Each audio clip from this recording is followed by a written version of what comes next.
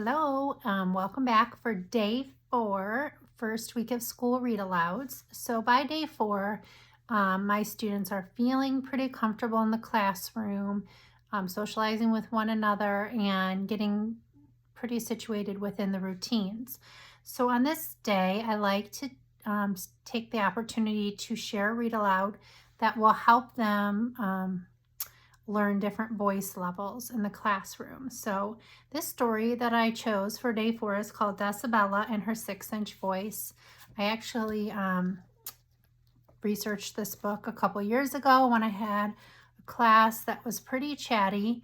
And once I read this story, I realized how Julia Cook does such a nice job teaching children different voice levels. So if we don't teach them, then they just don't know. So there's lots of practice and help within this story. It's a cute story too. It's about a little girl that doesn't realize how loud she is. And eventually she is taught that there's different ways that you can use your voice within throughout the day. So I like to read this story now at the beginning of the school year. So we know those voice levels right off the bat, and I can talk about it, and it's kind of upfront in my classroom all year long as well. So great story to read to kind of start learning rules and routines. This story actually comes with a little letter home that you can send to parents explaining the 6-inch voice. So the 6-inch voice is pretty much the voice level that we use in the classroom. And we get rulers out and look at what a 6-inch is and the distance and how you should be able to hear each other from that point. And once they learn these voice levels, I can just use that language all the time in the classroom. And right away they're like, oh yeah, I know. And they start to learn it and they start to remind each other. So I read this story to the children, and I'm going to tell you what I do. I prep a lot of the activities from this story because it's one of those stories that if things start getting out of hand again, you can pull something out and as a refresher. So this is one of those stories that I like to keep around, kind of like a little spot of kindness that we just kind of revisit throughout the year. So one of the first things that we do after we read the story and we learn about the different voice levels, and I love how she's color coded them, we do a little scenario. So I have these little cards here, and we read the card and decide what kind of voice would be appropriate. So you want more popcorn from your brother at the movie theater. Would you say that in your normal 6-inch voice? Nope. It wouldn't be like no talking because you want popcorn. So that would fall probably under the whisper voice. You're talking to your classmates at lunch. That would be a 6-inch voice. You're standing in line at the drinking fountain. To me, that would be a no talking voice. When you're outside in the hallway, you don't need to talk. It's going to bother other people. You're working at the writing center, no talking voice.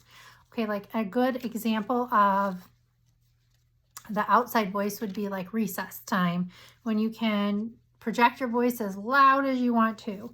And like I said, this story gives you many examples. So here's a picture of my voice levels chart when it's done.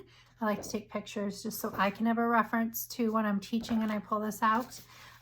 So some of the other activities I like to do with this story is a little matching activity. So they have these little cards and we just kind of cut and glue them together. It's the beginning of the year, so nothing too complicated, although I do have all different levels. And then we do a coloring kind of contest, so I give them this and they just color code their poster, and sometimes we hang them in our lockers as a little reminder.